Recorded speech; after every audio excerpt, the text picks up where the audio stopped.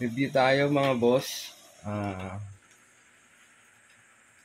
Pangalawa do sa set na yung una yung kahapon, yung Hisoka. So ito yung kasama na ni-release. Furyu, Hunter x Hunter din. Ayan siya.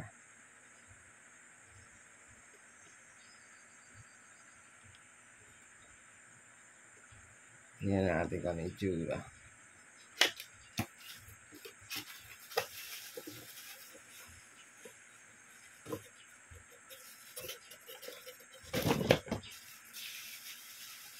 Parang suman na.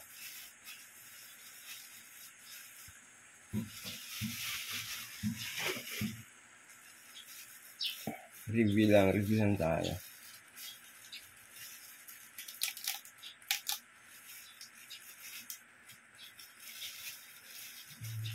Ganda nga.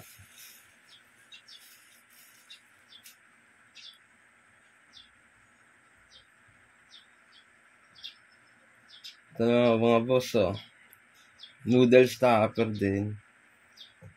Hunter x Hunter, si Illumi. Sa Assassin Family. Maganda rin yung scalp. Mga daliri, kuha.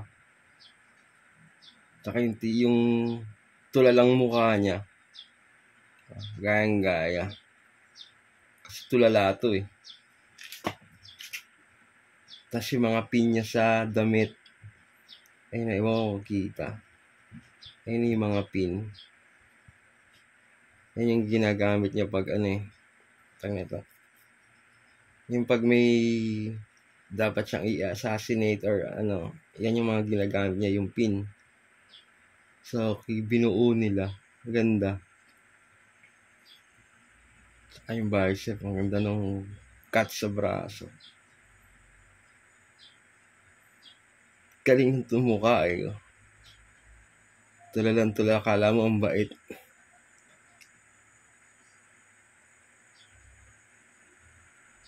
Tapos noodle stopper din to. Tapos ito yung authentication mark niyan. Sa may puwet.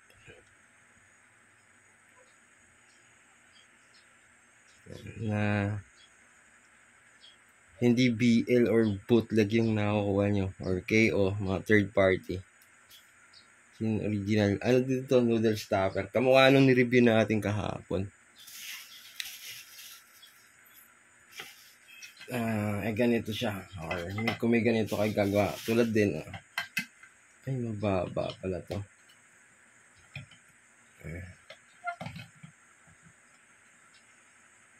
Mababa pala.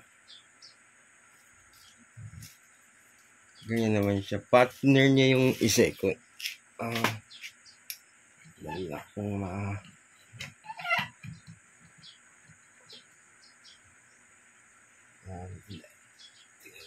isa.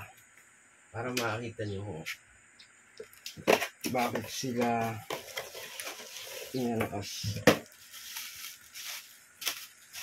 asset yan.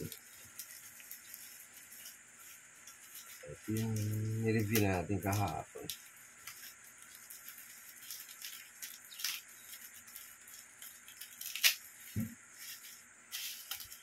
Mga puro to eh.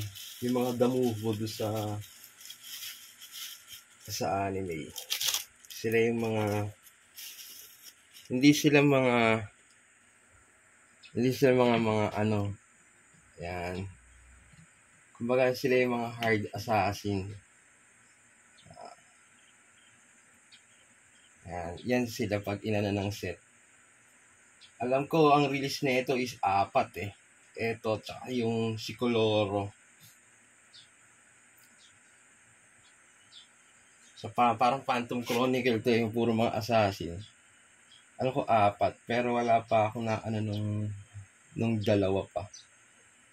So ito pa lang kasi nga medyo ito yung dalawang sarap makakuha. Kaya yan, ganyan ang diorama nila.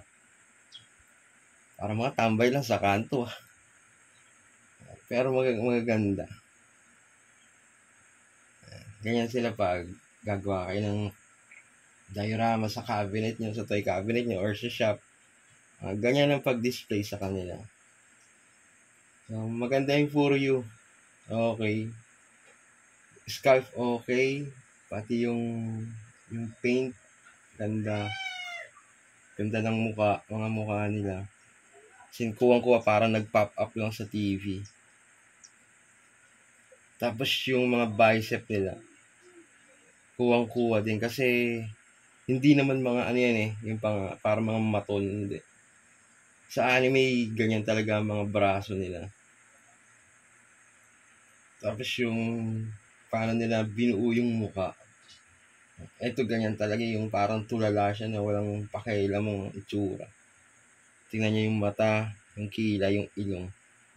Kasi ito talagang para salbahe dating nga yung una nating review kahapon. Ganyan siya mga idol, mga boss. Pag score kayo ng set, ganyan ang making, parang diorama nila. Kaya sila mga tinawag na noodle stopper. Para mga nakaupo. So, ayan. Hatol, for you. Maganda gumawa ang for you. Kuhang-kuha yung itsura. Kaya nga sabi ko, sulit pag bumili kayo. Hindi sayang. Kahit na medyo mahapde, pero sulit naman. Pwede namang itabi. Hindi siya yung duling ang itsura or ano man, kuhang-kuha. Kaya okay itong set ng Furyo na to. Maganda. Kaya score na kayo mga boss.